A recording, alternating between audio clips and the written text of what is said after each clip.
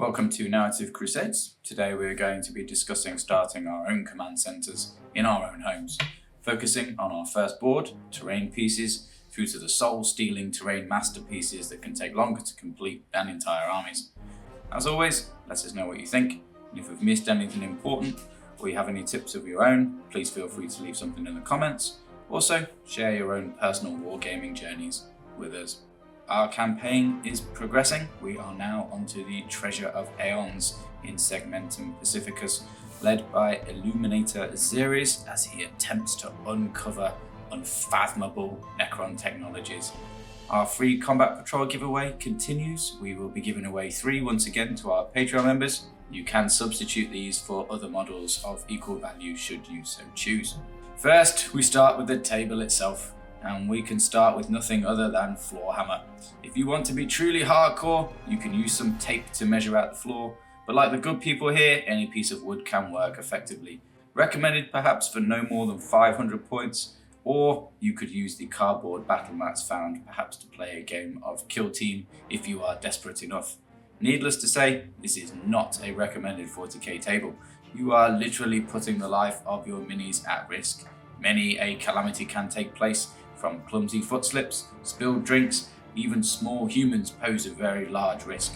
Fish are a risk if for some reason your aquatic friend decides to jump the tank. Thoroughly not recommended if you can avoid it in any way. So, how can we get a board quite cheaply into our rooms? Well, we often started with this as we were, to be honest, growing up. Room was always a premium. So we started with one of these little 6-foot heavy duty folding tables. We still have them. They are very durable. They can take the weight of any size board. Leaning on them is not a problem. They don't fall over. They are not particularly much more expensive than a box of models these days. After that, we really need to consider the board itself. MDF cut to size, 2 pieces, generally about 3x4, can be pretty durable. You can also then place your armies on the side after you've put the battle mat down. If for some reason 40k ever goes back to 6x4, which I don't think it will, then it'll still fit in terms of battle mats. You could also use it for other war games if you wish. You can fit your armies on the side of this, and you have a dice tray. So that's 2 3x4 pieces of MDF. The other benefit of this is that once it's all done, you can fold it up and put it back into storage very quickly, therefore not alienating the rest of the household. After that, onto a more permanent table, you can go to many a website or lumber store and ask for boards to be cut to size. Planning it out, you can add trims to your board and also some storage areas at the end of your boards. Mine's about 7 feet long and it's 44 inches wide, and then I put these little rims on the outside after screwing some wooden trim. It very much has the "I am staying here forever" look. It is not easy to pack away.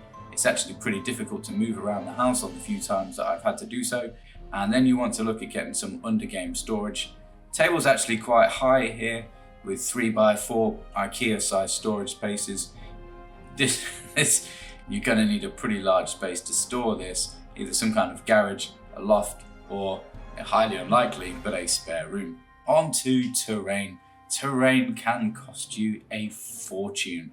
However, if you're just starting, you don't really need to. I mean, I'm not going to say your board's going to look great, but you can literally get some cardboard, cut out the required sizes for the competitive terrain layouts, maybe throw some stones around them if you want, and then just say they're line of sight blocking.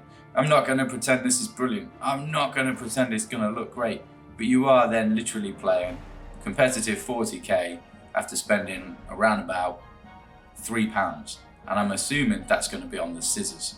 You could probably even skip that and just do some combat style origami, fold it and use a ruler. So you can get a 40k table out and about, full of terrain in inverted commas, pretty much for free. How are we going to develop this further then? Realistically, you're not going to be playing 40k effectively without some ruins, and you're going to need to get some form of ruins as soon as possible. If we look at the board here, we can actually see a few L-shaped ruins. Now, there's a lot of different places you can go for this. MDF is generally fairly cheap. The problem with MDF is it's also very time intensive. It is fairly durable, but can break. That said, I've never really had any of the sensible sets break. If you have a look at it, some of them can be very top heavy, or very decorative, or very thin pieces of MDF on. You can expect that to snap off over a couple of years. But in principle, it is durable, but it's also quite lacking in texture. That means it can look quite plain.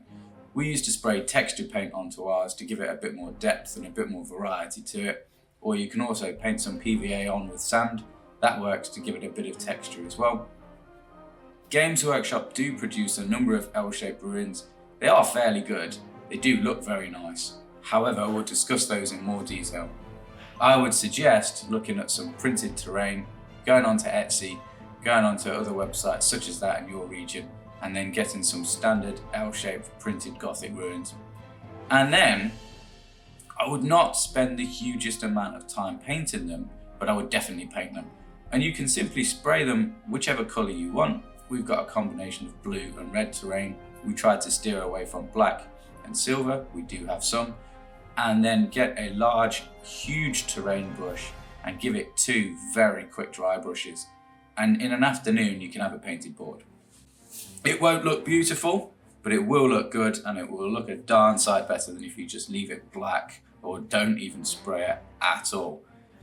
After that, the sky really is the limit, and you can go absolutely mental. You can spend thousands of hours building entire narrative boards.